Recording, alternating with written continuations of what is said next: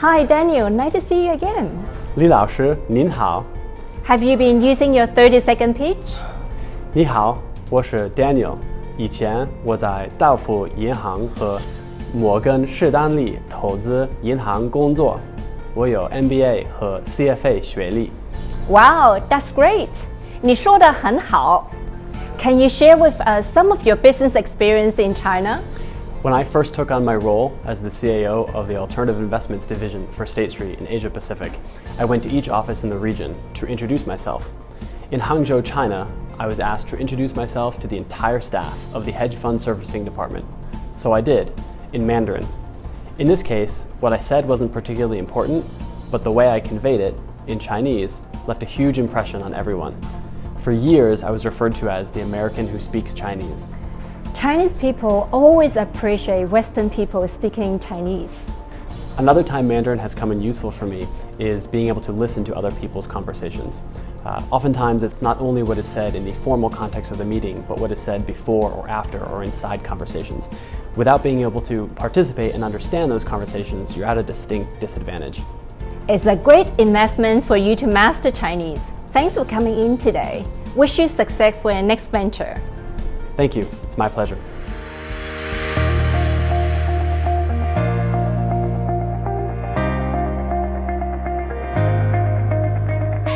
In the past decade, I've taken Mandarin lessons at Harvard University, 哈佛大学, Beijing 大学, and Fudan 大学. I've had dozens of face-to-face and online tutors, and I've used all the popular web learning platforms. In this light, I consider myself deeply knowledgeable about the range of teaching quality available to students of Chinese. 2 years ago, I invested in a 100-hour business Mandarin coaching program with Vienne Lee from Finance Mandarin. Finance Mandarin shined in 3 areas: technology, relevance, and teaching quality. First, technology. Finance Mandarin developed their own proprietary web portal to access current event case studies and finance terms in Mandarin. My individual homework assignments were accessible wherever I was.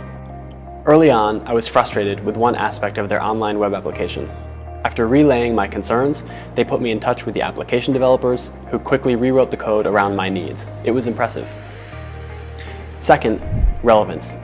Most business Mandarin programs use standard textbooks that dive into the intricacies of ancient tea ceremonies and bargaining down a factory's textile prices.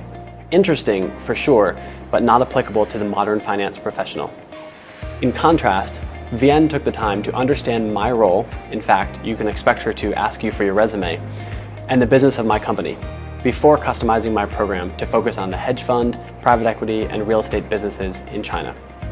I was consistently surprised by the amount of class content focused squarely on the company I worked for, State Street. Most of my classwork came from current events from the Chinese financial press. Finally, teaching quality. I got the feeling that Vienne prepared for my classes at least as much as I did. She translated articles relevant to State Street from English into Chinese. She recorded them as audio, and when it was ready, she uploaded it to my personalized web portal. Vienne never wasted my time with low-value repetitions of, "Hi, how was your weekend? Great weather." Her arsenal of teaching methods reflects her passion for the art of teaching and the science of finance.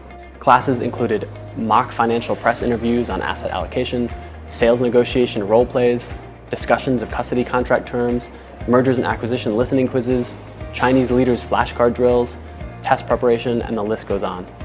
The 2 hours I spent with Vienne every week were invigorating. Learning a foreign language is an enormous investment of time and energy.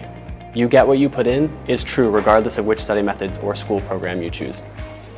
If you're a finance professional interested in Mandarin Chinese, I highly recommend Finance Mandarin.